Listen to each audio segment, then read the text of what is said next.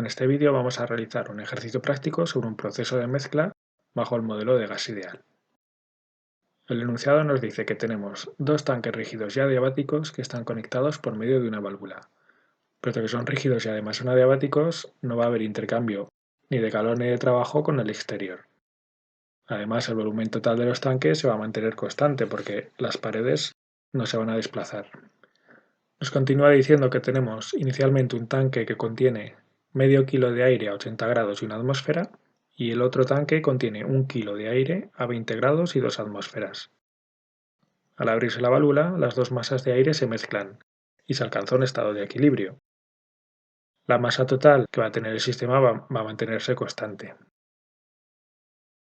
Empleando el modelo de gas ideal, nos piden calcular la temperatura y presiones finales y la variación de entropía que tiene el sistema. Bien, nos quedamos con la información útil del enunciado y empezamos a calcular. Lo primero que nos piden calcular es la temperatura final del sistema. Como sabemos que el calor y el trabajo intercambiado con el exterior es cero, podemos pensar en aplicar un balance de energía en sistemas cerrados. En este balance de energía tendremos que la variación de energía interna es igual al calor menos el trabajo, que es igual a cero. Por tanto, tendremos que la energía interna final es igual a la energía interna inicial, que se puede escribir en función de las energías internas específicas y de las masas. La masa final por la energía interna específica final va a ser igual a la suma de las masas por sus correspondientes energías internas específicas. De aquí podemos despejar U sub F. ¿Por qué nos interesa calcular la energía interna? Bueno, como tenemos un modelo de gas ideal, la energía interna va a depender únicamente de la temperatura. Entonces, si conseguimos calcular la energía interna específica final, podemos calcular también la temperatura que tendrá el sistema. A la hora de calcular esta energía interna específica final, lo único que no conocemos de esta ecuación es la U sub A y la U sub B. ¿Cómo las podemos obtener? Pues no podemos buscar los valores en las tablas. Si nos vamos a las tablas de propiedades del aire como gas ideal, vemos que tenemos las temperaturas en Kelvin. Estas temperaturas de los estados iniciales, que son 80 y 20 grados, si las pasamos a Kelvin, corresponden a 353 Kelvin y 293 Kelvin. En el sistema A, lo que tendremos que hacer es interpolar entre 350 y 360 grados Kelvin. Al hacer esta interpolación, obtenemos una energía interna específica en el estado inicial del tanque A de 252,456 kJ/kg y para el tanque B, la energía interna específica inicial se tiene que interpolar entre 290 y 300 grados Kelvin. Obtenemos un resultado de 209,311 kJ/kg. Ahora operamos para calcular U sub F, simplemente sustituyendo los valores que acabamos de calcular, y obtenemos 223,693 kJ/kg. Bien, ahora que ya conocemos esta energía interna específica final, podemos calcular la temperatura. Simplemente buscamos en la tabla dónde se ubica esta energía interna específica final, que está comprendida entre estos dos valores. Por tanto, habrá que interpolar a ver a qué temperatura corresponde este estado. Si interpolamos la temperatura sub F, vemos que son 313 Kelvin, o lo que es lo mismo, 40 grados centígrados. ¿Qué pasaría si hubiésemos considerado modelo de gas perfecto? Bueno, esto nos habría facilitado las cosas en el sentido de que podríamos utilizar la expresión delta de U igual a masa por C sub V por delta de T. Si operamos la ecuación del balance de energía que teníamos antes, para ponerlo en función de delta de U, lo único que tenemos que hacer es esta M sub F, en realidad es M sub A más M sub B. Ahora, esta segunda parte de la ecuación la pasamos a la izquierda y agrupamos en las masas, de forma que tenemos la masa sub A por U sub F menos U sub A, que esto en realidad es delta de U desde el estado inicial A hasta el estado final, y el segundo sumano sería masa sub B por U sub F menos U sub B. Lo mismo es delta de U desde el estado inicial B hasta el estado final. Esto igual a cero porque habíamos pasado la parte derecha de esta ecuación a la izquierda.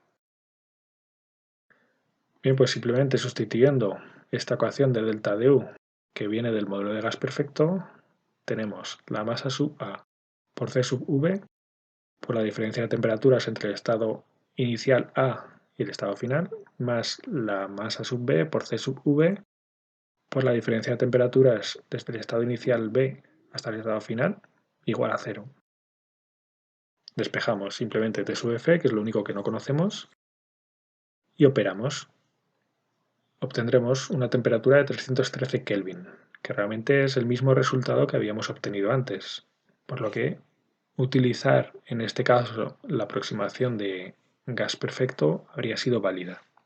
¿Por qué hemos querido demostrar que el modelo de gas perfecto es una aproximación válida? Porque luego para calcular el delta DS lo utilizaremos. Bien, pasamos a calcular la segunda de las incógnitas que nos pedía, en este caso la presión final. Lo podemos hacer simplemente aplicando la ecuación de estado de gas ideal al estado final. ¿Cómo quedaría? P sub V por mRT, donde la P corresponde a la presión final, que es lo que queremos calcular, el volumen final, que es el volumen total de los dos tanques, masa total, R del aire y temperatura final. Aquí no conocemos los volúmenes, pero los podemos calcular si aplicamos la ecuación de estado de gas ideal a los estados iniciales de cada tanque. Del tanque A, P sub A por V sub A igual a la masa A por la R del aire por la temperatura A y lo equivalente para el tanque B.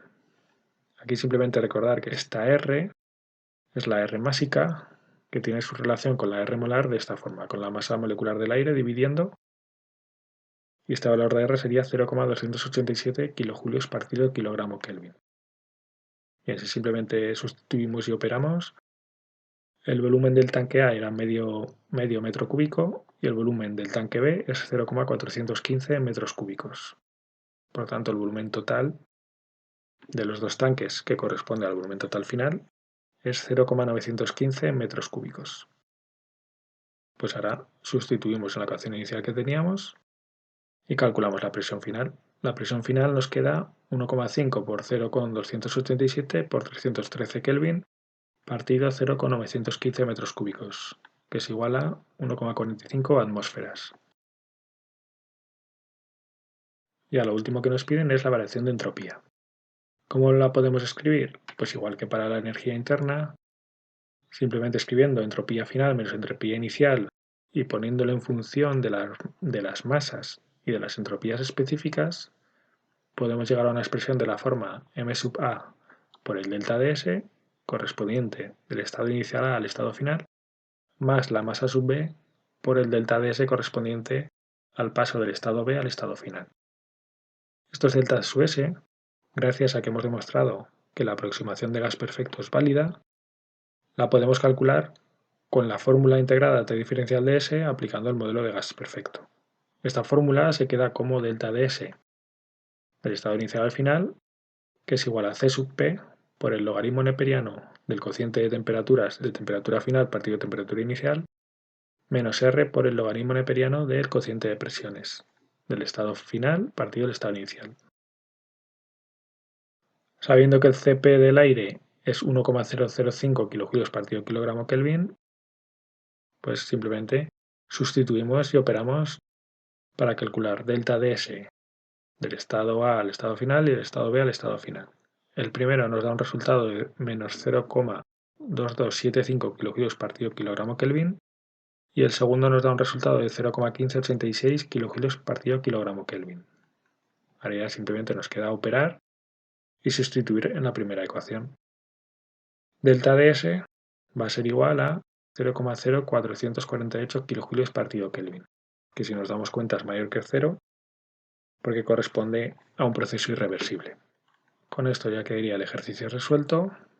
Tenéis los cálculos a vuestra disposición para que los podáis comprobar y también os dejo la bibliografía recomendada.